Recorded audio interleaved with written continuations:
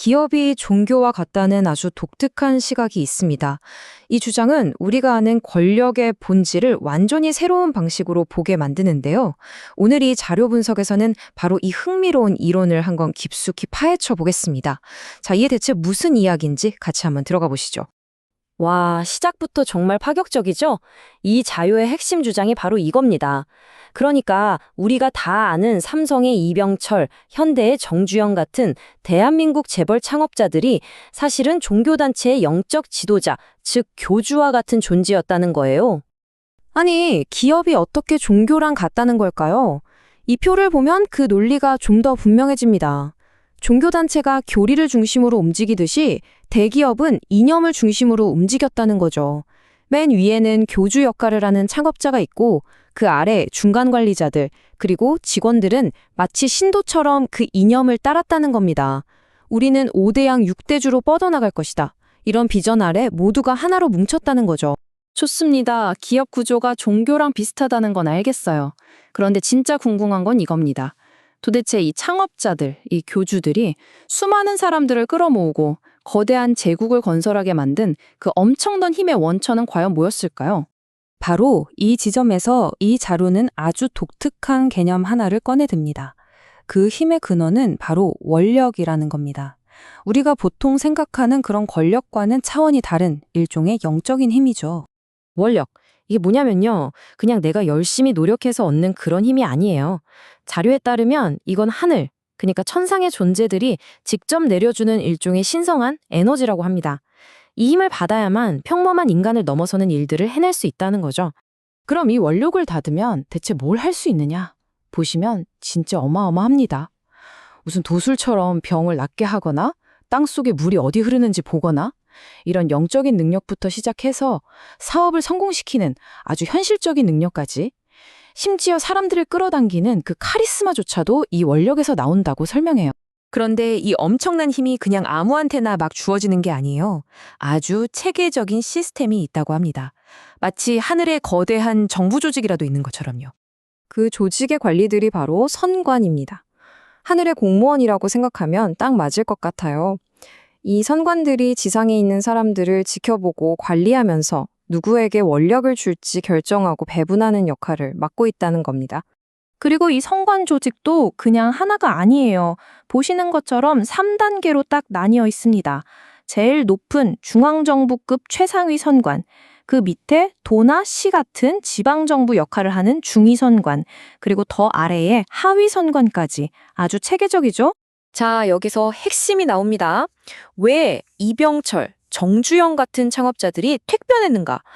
이 자료의 설명은 이렇습니다.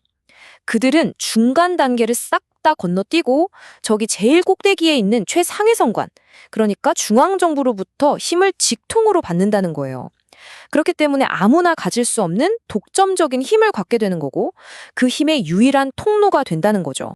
이렇게 어마어마한 힘을 받았는데 문제가 생깁니다. 이 자료는 이 리더들이 아주 결정적인 실수를 저질렀다고 지적하거든요. 바로 가르침의 실패입니다. 그들은 자신들이 받은 그 원력을 사용해서 사람들이 원하는 걸 다 들어줬어요. 아픈 사람은 낫게 해주고 돈 없는 사람에겐 돈을 벌게 해주고 당장 눈앞의 문제를 해결해 준 거죠. 하지만 그게 바로 문제의 핵심이었다는 겁니다. 사람들이 원하는 것은 줬지만 그들에게 정말로 필요했던 것은 주지 못했다는 거죠. 좀 더 구체적으로 볼까요? 이 리더들은 병이나 가난 같은 표면적인 문제 해결에만 집중했어요. 그 결과 사람들은 어떻게 됐을까요? 점점 더 리더에게 의존하게 된 거죠. 나한테 와서 빌면 내가 해결해 줄게, 이런 식이 되니까요. 결국 사람들은 자기 자신이 누구인지, 이 세상에 왜 태어났는지 같은 근본적인 질문에 대한 답, 즉 가장 중요한 가르침을 얻지 못했다는 겁니다. 아니, 그러면 그들이 놓쳤다는 그 올바른 가르침이라는 게 대체 뭘까요? 자, 이 질문과 함께 우리는 이 자료의 가장 핵심적이고 어쩌면 가장 충격적인 주장으로 들어가게 됩니다. 이제 이 모든 이야기의 종착역이 드러납니다. 이 영적 이론이 말하는 모든 문제의 원인이자 동시에 해결책이라고 하는 바로 그 지점이죠.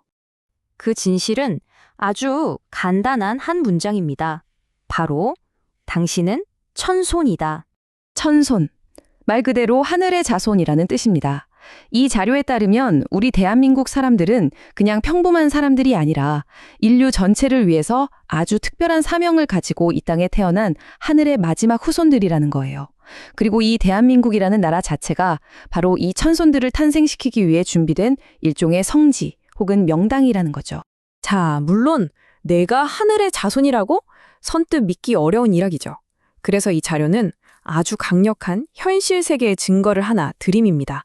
바로 지난 70년간 대한민국이 이룩한 기적적인 경제 성장입니다. 이 타임라인을 한번 보세요. 2차 세계대전이 끝나고 정말 세계에서 가장 가난한 나라 중 하나였잖아요, 우리가? 그런데 불과 70년 만에 세계가 놀라는 경제 대국이 됐습니다. 이 자료는 바로 이 70년이라는 시간을 천손들이 자신들의 역량을 폭발적으로 키워나간 성장기였다고 봐요. 그리고 그 성장기가 끝난 시점을 2012년 12월 21일로 콕 집어서 이야기합니다. 아프리카의 가장 가난한 나라 수준에서 지금은 세계 10위권의 경제대국. 이 숫자가 보여주는 이 엄청난 도약. 이 자료는 바로 여기서 묻는 겁니다. 이게 과연 그냥 인간의 노력만으로 가능했던 일일까요? 그리고 여기서 이 자료의 최종 결론이 나옵니다. 지난 70년간의 이 믿기지 않는 성장은 결코 우연이 아니라는 겁니다.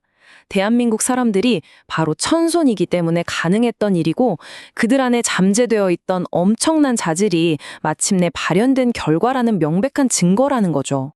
자, 여기까지가 이 독특한 자료가 제시하는 권력과 우리의 정체성에 대한 하나의 영적 이론입니다. 만약 이 이야기가 사실이라면 우리에게 남는 마지막 질문은 이겁니다. 하늘의 자손으로 살아간다는 것은 우리에게 과연 어떤 책임과 사명을 부여하는 걸까요? 한 번쯤 깊이 생각해 볼 만한 질문인 것 같습니다.